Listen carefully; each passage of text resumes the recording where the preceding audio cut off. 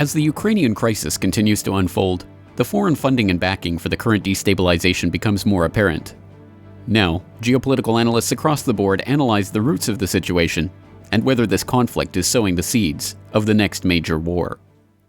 This is the GRTV Backgrounder on Global Research TV. In late 2004, protests erupted in Kiev after Viktor Yanukovych won that year's Ukrainian presidential election, with protesters claiming that the vote had been rigged. The protests forced a revote, in which Yanukovych's rival, Viktor Yushchenko, was elected president. This movement, dubbed the Orange Revolution for the orange ribbons and clothing sported by its members, was one of a series of so-called color revolutions which swept the former Soviet republics in the last decade. As The Guardian noted at the time of the protests, the campaign is an American creation, a sophisticated and brilliantly conceived exercise in Western branding and mass marketing that, in 4 countries in 4 years, has been used to try to salvage rigged elections and topple unsavory regimes. The Democratic Party's National Democratic Institute, the Republican Party's International Republican Institute, the U.S. State Department, and USAID are the main agencies involved in these grassroots campaigns. So it is not without reason that seasoned political observers looked for outside connections to the recent protests in Ukraine that has, in an almost exact repeat of the 2004 protests, sought to overthrow the elected government of Viktor Yanukovych in order to install Viktor Yushchenko's political allies. These connections have not been difficult to find. We're talking about Victoria Nuland, the top U.S. diplomat for Europe, Assistant Secretary. This is about a phone call she was having with the U.S. Ambassador to Ukraine, Jeff Pyatt. And I got to say, for a diplomatic reporter like me, it was a fascinating conversation. He's now gotten both Sari and Ban Ki-moon to agree that Sari could come in Monday or Tuesday. Okay. So that would be great, I think, to help glue this thing and have the UN help glue it. And, the EU. Audio of Assistant Secretary of State Victoria Nuland apparently dictating who the U.S. wanted in and out of the supposedly grassroots-supported interim government only came as a surprise to those who did not believe Washington or its allies in the Washington Consensus were actively involved with the ongoing protests in the country.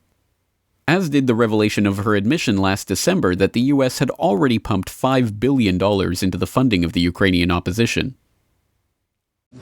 Since Ukraine's independence in 1991, the United States has supported Ukrainians as they build democratic skills and institutions, as they promote civic participation and good governance, all of which are preconditions for Ukraine to achieve its European aspirations. We've invested over $5 billion to assist Ukraine in these and other goals that will ensure a secure and prosperous and democratic Ukraine. As did the appearance of confirmed terrorist supporter John McCain at a rally with the leader of the Ukrainian neo-Nazi Svoboda party leader. As did the appointment of a central banker as the interim prime minister and his immediate announcement that the country was in talks with the US, EU, and IMF for emergency loans.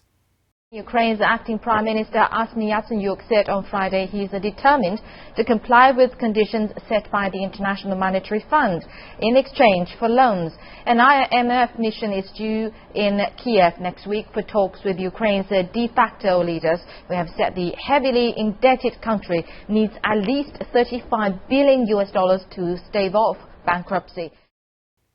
As did the appearance of a slick new viral propaganda video in English promoting the supposedly grassroots uprising, which was immediately exposed as finding its inspiration in Council on Foreign Relations member Larry Diamond, who has worked closely with the same NED and USAID that were linked to the 2004 Orange Revolution. And now I ask you to build this freedom in our country. You can help us only by telling this story to your friends, only by sharing this video. Please share it. Speak to your friends, speak to your family, speak to your government, and show that you support us. In the latest startling revelation, Pando.com has published documents implicating the Omidyar network in the funding of the current Ukrainian protest movement. The Omidyar network is the NGO of billionaire eBay co-founder Pierre Omidyar, who recently set up First Look Media as an outlet for, among others, Glenn Greenwald, Jeremy Scahill, and Laura Poitras to selectively publish some of the Snowden document archive, 99% of which continues to be withheld from the public. As geopolitical analysts from across the board explain, the Ukrainian coup has been deliberately provoked by outside agents to promote a combination of US, EU, NATO, and IMF interests. we have the publication on YouTube of the extraordinary open telephone discussion between Assistant Secretary of State Victoria Nuland and the ambassador in Kiev, her ambassador Payet. And this was a phone call made while she was in Kiev in early February, where she literally talked person by person who the U.S., who Washington, who Victoria Nuland and her faction anyway, were going to place in the government. And they said, for example, Klitschko, I want on the outside, and the Svoboda, this neo-Nazi right-wing party that got a huge amount of votes in the last election, I want them on the outside, and let's have Yulia Tymoshenko's man on the inside as prime minister and so forth, because he has more international credibility. And then she, in the video, this famous statement of hers with eloquent English, she said, "Fuck the EU. They want Klitschko in there," and and so forth. So it became very clear this was a direct U.S. State Department coup d'état, instrumentalizing to the person who they were going to bring in to oust a democratically elected in an election, which Western election monitors claimed was relatively fraud-free. So Yanukovych, because people were fed up with the previous government of Yushchenko, this was the pro-NATO government, they voted Yanukovych because they felt maybe they would get a little bit better situation under him. So this was an elected government. The U.S. comes in and says, we don't like what you do, so we're going to change you by essentially our color revolution part 2. So that we're dealing with a situation whereby foreign countries are now, well, we know that this is regime change, we know it, but for an intergovernmental organization such as the World Bank or the IMF to take a stance on regime change is ultimately, it's another set of concepts. But it's not something which doesn't have precedent. And the IMF says, we like this particular president. We don't like that particular president. And they will also put barriers, for instance, on any type of social legislation which might emerge, such as increasing the minimum wage, such as spending more on hospitals and schools. And I mean, I've seen this in numerous countries, so that what is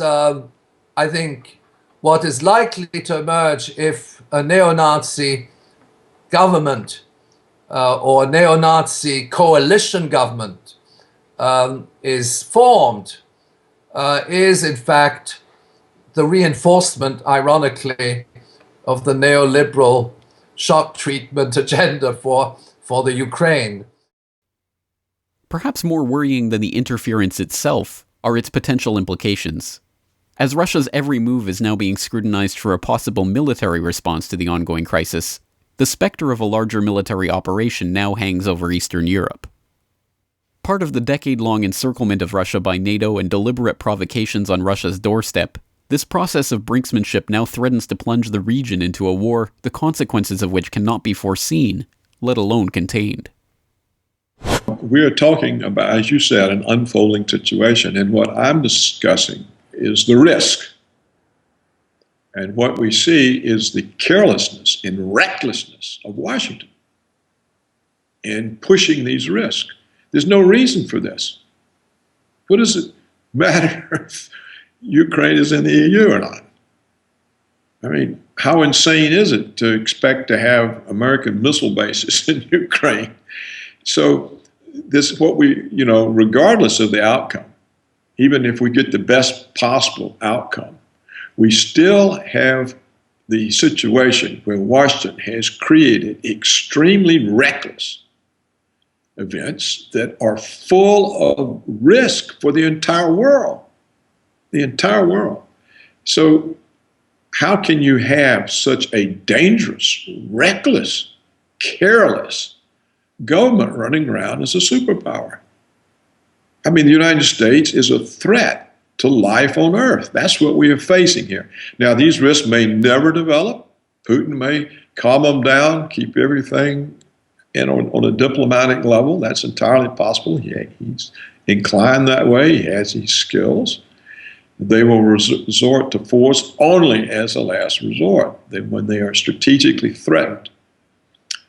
But the United States is the one who brings these extreme, reckless risks to the world. And when is the world going to recognize that and disassociate and stop enabling this extreme recklessness that emanates from Washington? It is a danger to all life on Earth, and it's enabled by the EU, NATO. What did you need NATO for? NATO was there to stop the Red Army from overrunning Europe. The Red Army disappeared 23 years ago. Well, why is NATO being expanded all over the world? They're even talking to Japan about it. So this kind of recklessness is what is the danger. It's a far greater danger than the right-wing elements in Western Ukraine. And that's what the world has got to realize and come to grips with. And the Americans themselves have got to realize that this is an act of insanity to take a direct strategic threat to a major military power. This is insane. As supposedly progressive outlets once again scramble to throw their support behind the billionaire oligarchs and NGOs that have helped to destabilize the country, and as neocons unite with neoliberals in their agenda to carve up Ukraine for Western interests, it remains to be seen what genuine alternative outlets will stand up against this blatant interference and stand up for the principle that it is up to the Ukrainian people and no one else to decide what happens in their country. For more on this story and other breaking news and current events, please go to globalresearch.ca. For more research and analysis by James Corbett, please go to corbettreport.com. The Center for Research on Globalization depends on your support. To purchase a book or DVD, or to make a donation, please visit globalresearch.ca today.